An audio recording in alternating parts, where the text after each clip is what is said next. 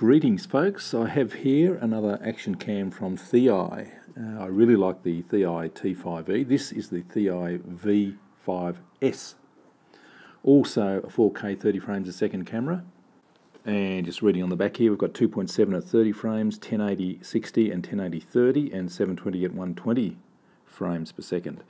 Photo resolution of 12 megapixels. It uses a different sensor and a different chip to the other high quality action cameras, and this one is priced in the mid-range actually, so has really good specs but at the mid-range price.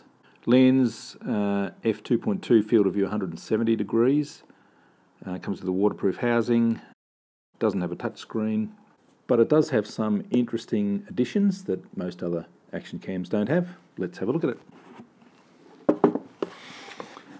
So there we are, nicely presented in the box. Nice little waterproof housing there with the lockable GoPro style clamps. So you can see it has a circular lens surround. I'll just open that up. Which means that you can screw filters, and they actually provide a couple of filters for this camera. So we've got that little gold surround there which you can take off, then screw on a filter mount and put on a UV filter and a circularly polarized filter, which is a really nice addition. So let's have a look at the accessories. We get a nice array of accessories, starting with a little bit of an instruction manual, a nice carry case, lens cleaning cloth, sticky pads, the sticky pad mount, that sort of stalk mount there, handlebar mount, the little tripod screw mount, USB cable, a spare back, open back for the housing, some nice little anti-fog inserts for when you're diving in cold water on a warm day, stop the housing fogging up. There's the underwater housing, there's the camera itself. Here's the little lens adapter. I'll just show you how that works. Unscrew the little gold ring, put the lens, the filter adapter on, and now you can put either of the UV filter or the circularly polarized filter. It is a good idea to have the UV filter on at least, because the lens is quite protruding and large, so it's easy to put a mark on the lens, so we'll put that on straight away. So that shows how the little UV filter fits on, same for the polarizing filter. They're really nice professional touches, I like them. Alright, let's have a look at the camera itself. Here's the nice big lens with I've got the UV filter on there. Start stop button and selecting through the menu. On the front, on the right hand side, up and down selection buttons.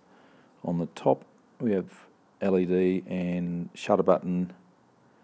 On the left hand side we have a door covering, I've turned it on. It's a bit fiddly to get that open sometimes. A door covering the mini USB connector, HDMI connector and micro SD card. And the bottom we have a tripod mount, which is great, and on the bottom also we have the battery door, 1180 milliamp hour, very good, should give decent recording time. Alright, so let's have a look at the menu. We'll turn it on. So when you turn it on, it goes into video mode. You can see the resolution and frame rate there. Card is inserted there, battery level there, and date and time down here, and the microphone is turned on. You have to be careful because you can turn it off with this little side button there. It's annoying when you do that by mistake. That is also the zoom button if you hold it down. If you hold it up, there we go, we zoom in, but I would never recommend zooming in, it just looks terrible usually.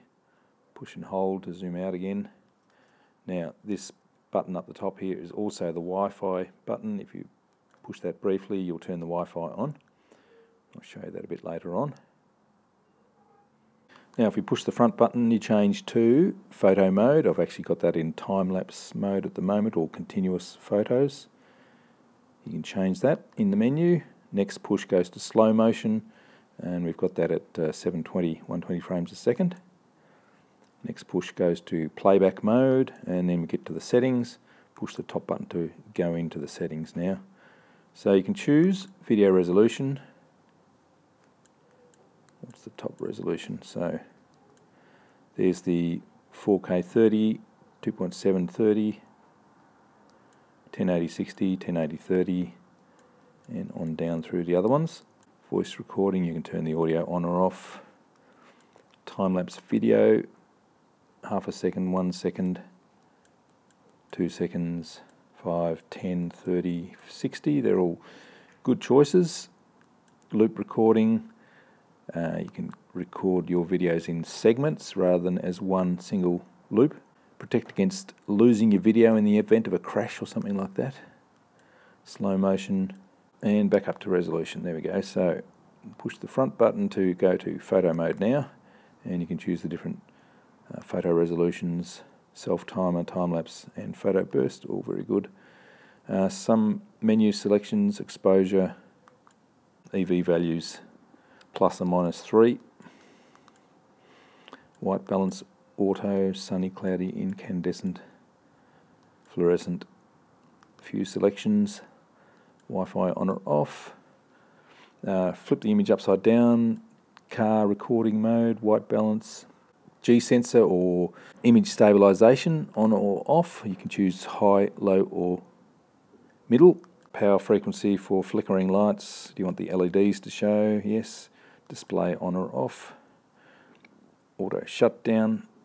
Put the date stamp on, and we're back to exposure. So now we'll go to settings, and we've got language. Set up the date and time. Format the card. Reset to factory and the firmware version. Push again to exit, and we're back to video mode.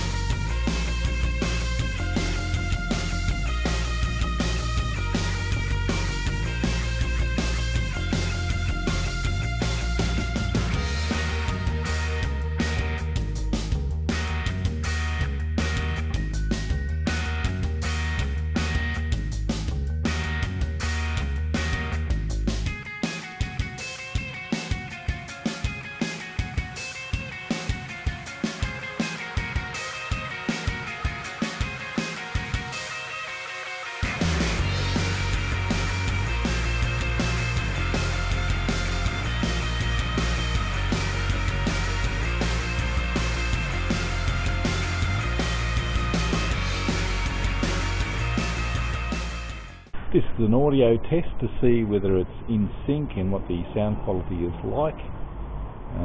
Outside, a little bit of ambient noise, a little bit of wind, but not too much.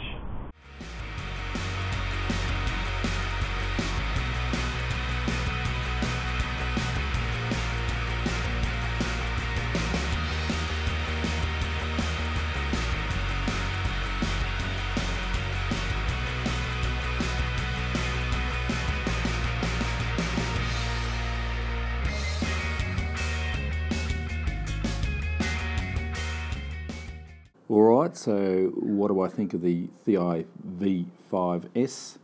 It's quite a capable camera, comes with really nice accessories, has really nice features, it feels really good, nice solid sort of build quality. As you can see from the audio test, the audio from this seems to be not very good. When I play it on my Mac using QuickTime, it's way out of sync. If you play it back on the camera, it's in sync, okay, but yeah, by the time I transfer it to my Mac for editing, it's the audio is out of sync with the video, which is a problem for me, and I haven't been able to find a solution for it. I tried to do a firmware upgrade, but the firmware upgrades are only available for PCs, so I'm a bit stuck.